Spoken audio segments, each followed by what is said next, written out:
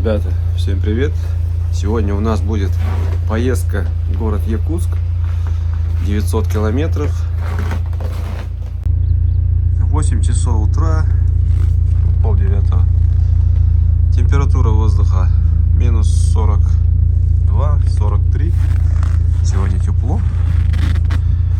И сегодня мы поедем на дальнюю дистанцию впервые в этом году. А много раз я показывал, но новые подписчики, наверное, не знают. Поэтому запишем дорогу.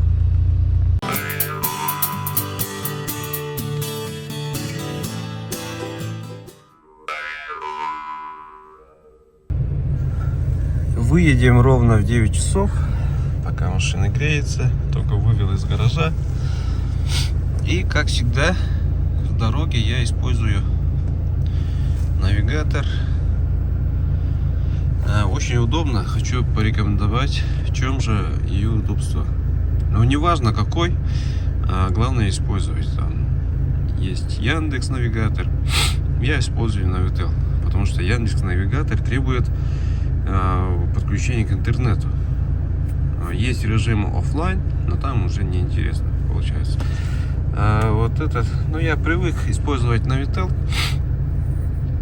Тут мы ставим конечную точку.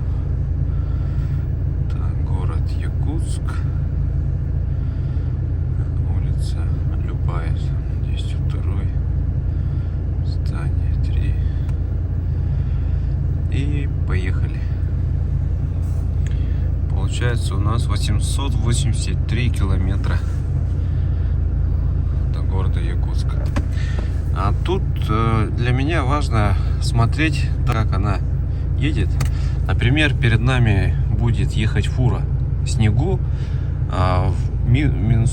сильный мороз. Когда едешь за фурой, тебе ничего не видно, какой там поворот, не говоря о встречном движении.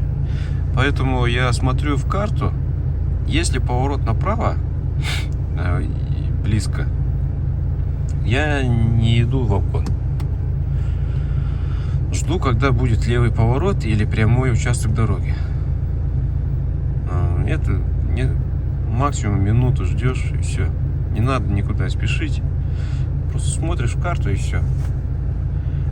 Ждешь левого поворота, видишь слева. Слева получается у нас все чисто. Едешь на обгон. Или прямой участок дороги. Ребята, если вы задумываетесь о покупке хорошей японской иномарки, есть отличная фирма, называется Автозаказ. Главное в работе с автозаказом, первое, это понятный договор, прописываются все цены, все характеристики. Во-вторых, фиксированная комиссия возвращается при расторжении договора. Если вы, например, решили не покупать автомобиль, вся комиссия возвратится. В-третьих, полная уверенность в машине, потому что машина тщательно проверяется перед покупкой, все характеристики, цены. И в-четвертых, абсолютно прозрачные платежи. И в-пятых, машина там растамаживается на ваше имя. Получается, вы становитесь первым хозяином в России. У машины Автозаказ очень много клиентов с Якутии. В Якутии постоянно возят. И по всей России. Японские машины, как вы знаете, хорошо себя показали в наших суровых условиях на севере. Поэтому, если вы собираетесь покупать машину, обращайтесь к фирме Автозаказ. Примеры доставки заказа вы можете посмотреть и почитать в Телеграме у ребят. Также у ребят есть отличный YouTube канал. Все ссылки в описании. Город Нюрба. Выезжаем. Заправился я 95-м бензином. Побалуем Патрика. В наших краях это 92-й в моей деревне. Зальем полный бак.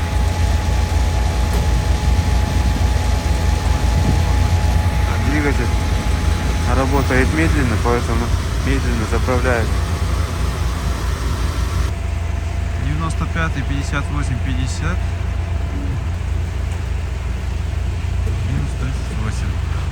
А на той заправке было минус 41. А по факту где-то 43. Дубак.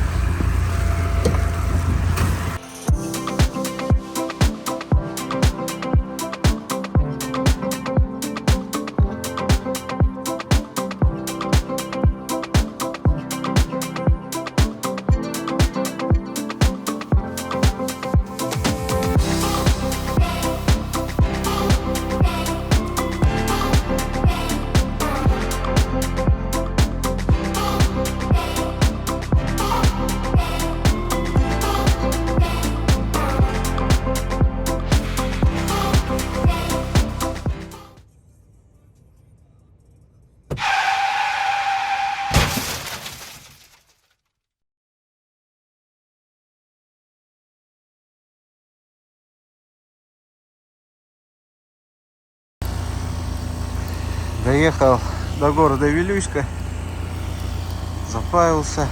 Тут у нас чайная, обед. Сейчас пообедаем. Заметьте, что у меня правое и левое переднее колесо чуть спустило. Не знаю почему. Из-за вылета в кювет или раньше нормальная была. А когда я вылетал, сильного удара не было. Там был мягкий снег. Заехал в шиномонтаж. Что-то я пытался компрессором подкачать. Нифига не качается. Попробовал даже золотник открутить. Непонятно, короче. Сейчас попробуем тут подкачать. Если не получится, придется монтировать. Оказалось, тут конденсат образовался. Отдали мне вот такое шило. И с помощью нее я отковырял. Внутри лед получается. Сейчас все нормально, подкачали.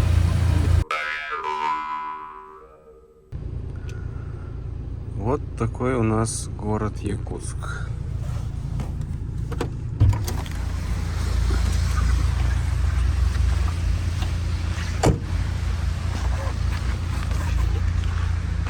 Туман.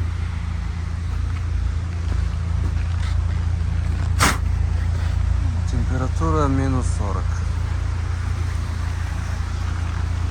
Ночевал сегодня под портативным гаражом от фирмы Hot Tent. Машина завелась 2 раза. Ночью проснулся в 4 часа и вспомнил, что не поставил наручник. Априори машина не могла заводиться автозапуском.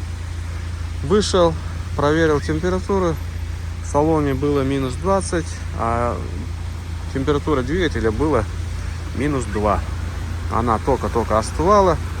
Получается, она стояла больше 5 часов. С 11 часов вечера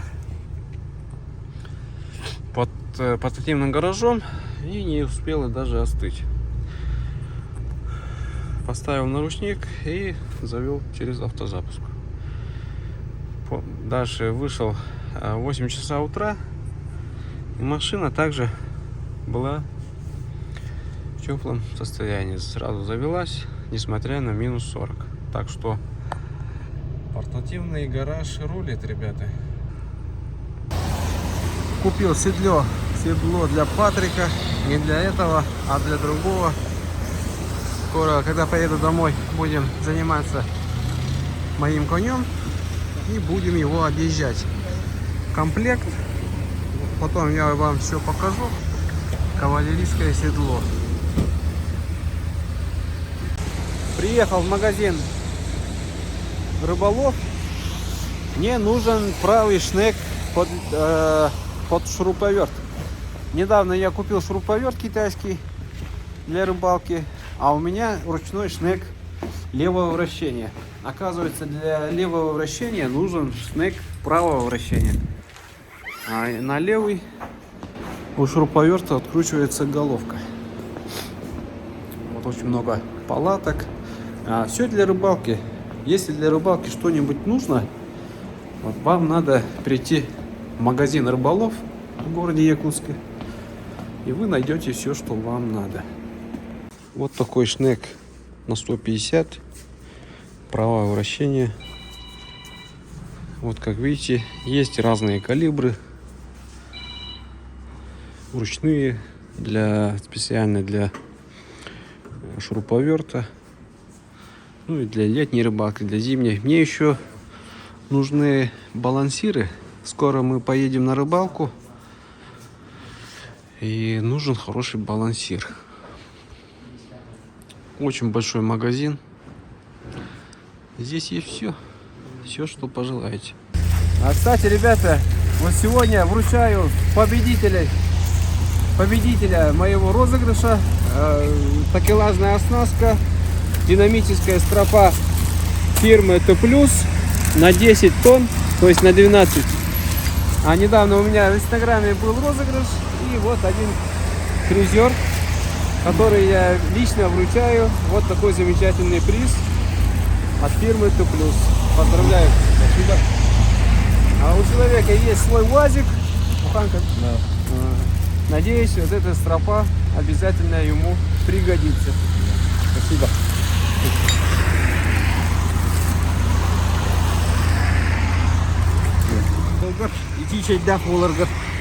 Подарок. Спасибо.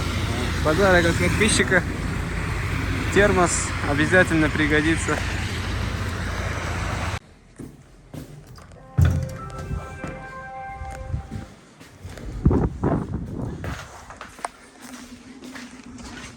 Доброе утро. Вот такой дворик. Раз, два, три, 4, 5, 6, 7, 8, 9, 10, 11. 11 машин в портативных гаражах. Я уже завел Патрика. Он ночью был на автозапуске по температуре. Такой выхлоп.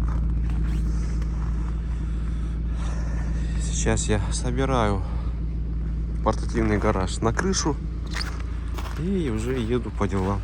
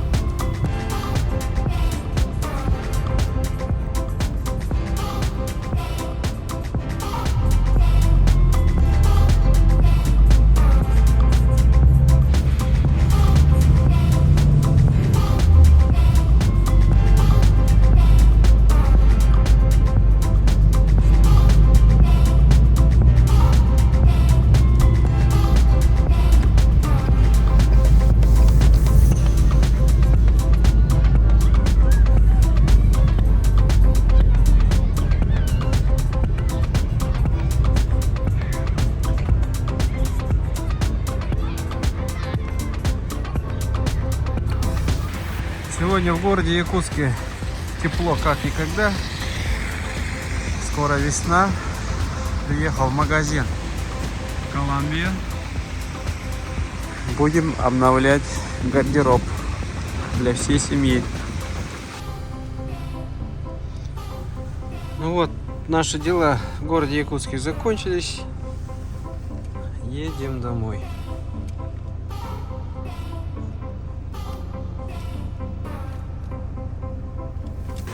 Все, выезжаем с города Якутска, заправляемся 95-м, залил 50 литров, потом зальемся по дороге.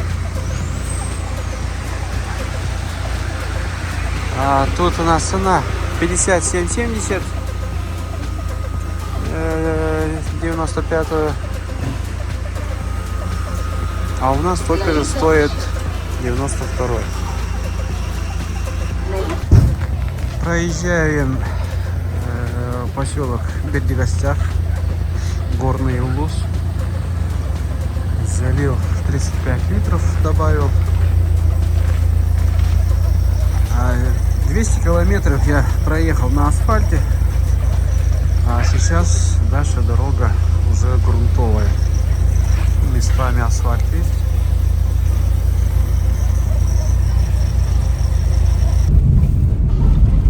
Я подъезжаю к самому тому месту, там где идет ремонт дороги с объездом. Вот первый знак: ремонт дороги. Второй знак: обгон запрещен, ограничение 50. И тут третий знак объезда стоит.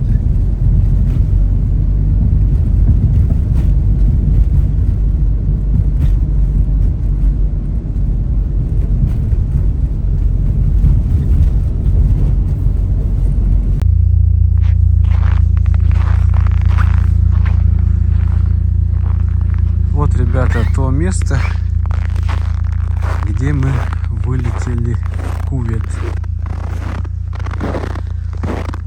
Смотрите, вот за мной свежие следы. После нас еще кто-то вылетал.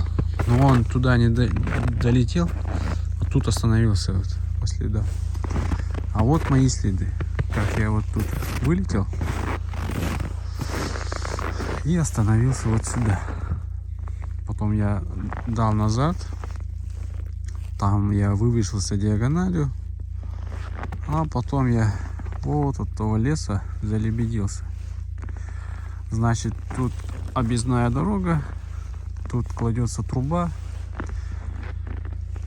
тут знаки, там знак объезда. Короче, все это было моя вина, ну и мои плохие колеса. Донлоп, шиповка, которая дубеет на холоде.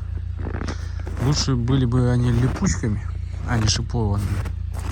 Тогда они бы держали. Липучка очень хорошо держит, а вот эти дубеют и нифига не держат на морозе. Вот там, где я начинал тормозить, все, короче, за зиму тормозили там, и образовалась там наледь. Попробовал тормозить, нету. Попробовал повернуть направо, нету. И в последний момент я замечаю, что тут дыра, и машина по траектории прямо вот сюда идет. И я, получается, взял левее и остановился вот тут наверху. Слава богу, с машиной ничего не случилось, никакого удара не было, просто я остановился в снег. Не уперся носом, вот прямо просто вот так чик, остановился. Так что, ребята, будьте внимательны на дорогах, следите за знаками, одевайте хорошую резину. Стоял где-то полчаса, за это время прошли два маленьких иномарок. Ну, они, по сути, мне не могли помочь. Короче, до меня был еще один след, который туда упал. И еще один след вот тут выходил, остановился, дальше пошел. Короче, вот опасное место, аварийное место. Оказывается, у меня был шок.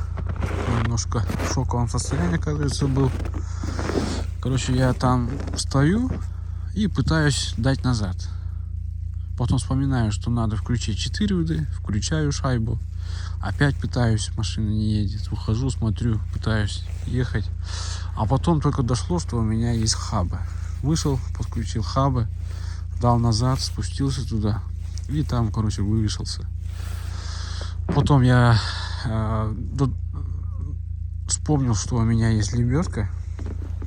Вышел, пытался взять лебедку, но лебедка не работала. То ли из-за холода, то ли из-за чего, как будто осевший аккумулятор. Машина-то заведенная стоит. Пытаюсь, короче, выдернуть лебедку, а она дык, не работает. Но потом я туда-сюда много раз делал, и она, короче, отпустила, и начала работать. Я, короче, взял лебедку до половины дороги.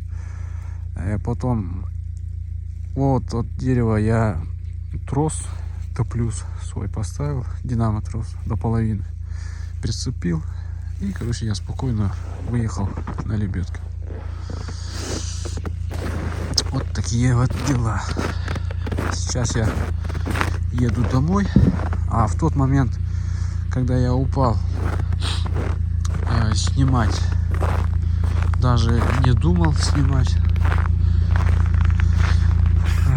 Сделал фотку одну и в конце только снял маленький отрезок. Вот такие у меня приключения, ребята.